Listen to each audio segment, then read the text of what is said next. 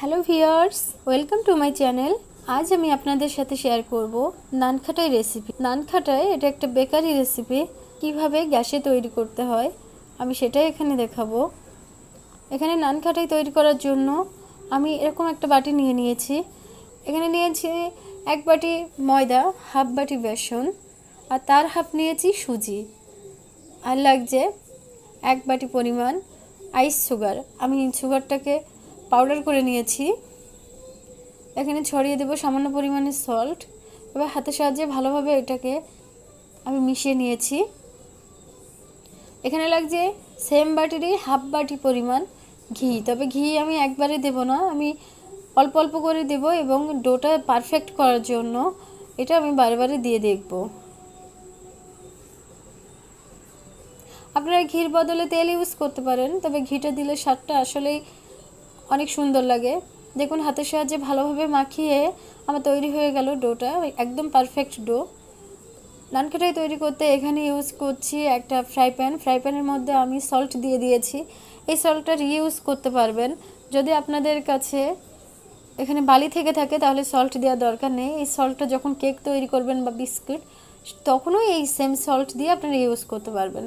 এখন আমি হিটটা বাড়িয়ে দিয়েছি গরম হওয়ার জন্য। এখানে নিয়েছি একটা প্লেটটাতে আমি সামান্য পরিমাণে ঘি মাখিয়ে নেব এবং হাতেও সামান্য পরিমাণে ঘি মেখে নিচ্ছি।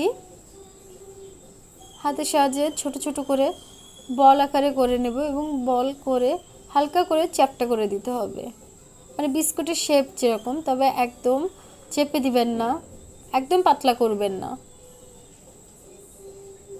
এভাবে আমি তৈরি করে নেব। আমার সবগুলো নানখাটাই তৈরি হয়ে গেল। এখানে এর উপরে আমি দিয়ে দিচ্ছি ক্রাশ শেপ, এর উপরে দিয়ে দিচ্ছি ক্রাশ করে শেপ করে দিচ্ছি।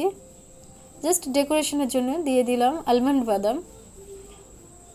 গরম হয়ে গেছে, এক্ষেত্রে আমি দিয়ে দেব প্লেটটা এবং খুব সাবধানে দিবেন, কেননা যথেষ্ট গরম হয়েছে বলে হাতে লাগতে পারে।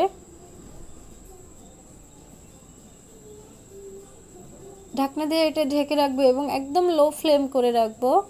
একদম হিট মিডিয়াম লো বা হাই করবেন না, হিটটা একরকমই থাকবে এবং 15 থেকে 20 মিনিটের জন্য রেখে দিতে হবে।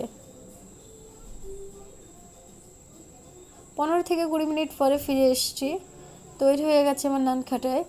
আমি এটা সাইড করে রেখে দিয়েছি ঠান্ডা হওয়ার জন্য। ঠান্ডা হয়ে গেলে আমি আপনাদেরকে তুলে দেখাবো এটা কতটা পারফেক্ট হয়েছে। এভাবে একটা ছুরির সাহায্যে আস্তে আস্তে তুলতে হবে। দেখুন নিচে পুড়ে যায়নি এবং পারফেক্ট হয়েছে। আমি এভাবে সবগুলো তুলে নেব। তৈরি হয়ে গেল আমার নানখাটাই এবং একটা নানখাটাই আমি ভেঙে আপনাদেরকে দেখাচ্ছি যে কতটা পারফেক্ট। আপনারা দেখুন, আমি খুব ক্লোজ করে দেখাচ্ছি, এর ভিতরে কাঁচা নেই এবং পারফেক্টলি এটা তৈরি হয়ে গেছে। যদি আমার এই রেসিপিটা আপনাদের ভালো লেগে থাকে তাহলে অবশ্যই লাইক, শেয়ার এবং সাবস্ক্রাইব করতে ভুলবেন না। Thank you.